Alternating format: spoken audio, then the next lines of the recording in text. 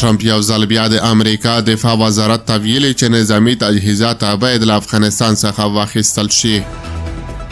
او وروستی خبر دا چې ټاکل شوې د افغانستان د اتلانو جام ګروپي سیالیو وروستی لوبه نن د استرالیا خلاف ترسره کړي.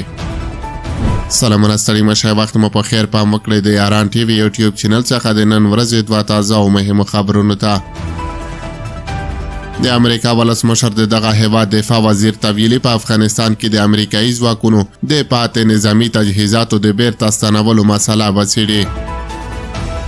د امریکا ولسمشر ویلي زه فکر کوم چې باید تجهیزات بیرته واخلو. ما پیټ ایکس ته وویل چې دا موضوع وارزوي، موږ په میلیونونو نه په میلیاردونو ډالر نوي تجهیزات پرېښي دي. تاسو ګورئ چې هر کال یې نندارې ته وړاندې کوي. نوموړي هم دغه راز وویل چې په پام کې درلوده چې د باګرام اډه ونیسي، نه د افغانستان لپاره بلکې چین ته د نږدېوالي له امله خو د بایډن دولت دغه اډه له لاسه ورکړه. نوموړي په دې اړه زیاته کړه موږ باګرام د افغانستان لپاره نه بلکې د چین لپاره نیولی و، ځکه دغه اډه له هغه ځایه 1 ساعت لرې ده چې چین خپل اټومي توغندي پکې جوړوي.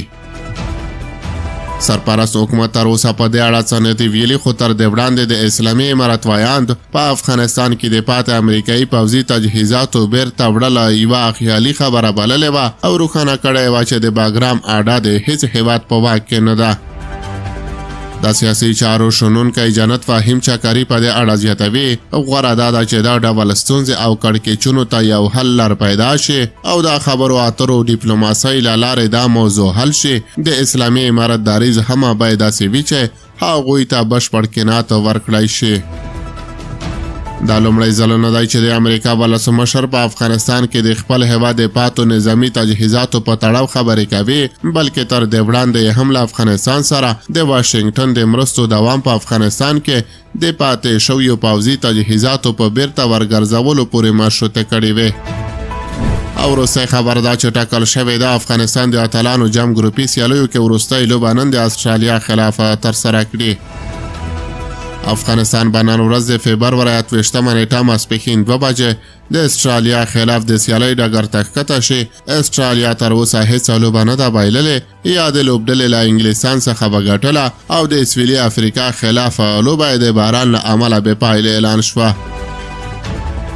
افغانستان یوه لوبه سویلي افریقا ته وبایلله او له انګلیستان څخه یې وګټله. نننۍ لوبه د استرالیا او افغانستان لپاره برخلیک ټاکونکې ده. هره لوبډله چې لوبه ګټي هغه به نیمه پای لوبې ته ځي او بایلونکې لوبډله به کور ته ستنه شي.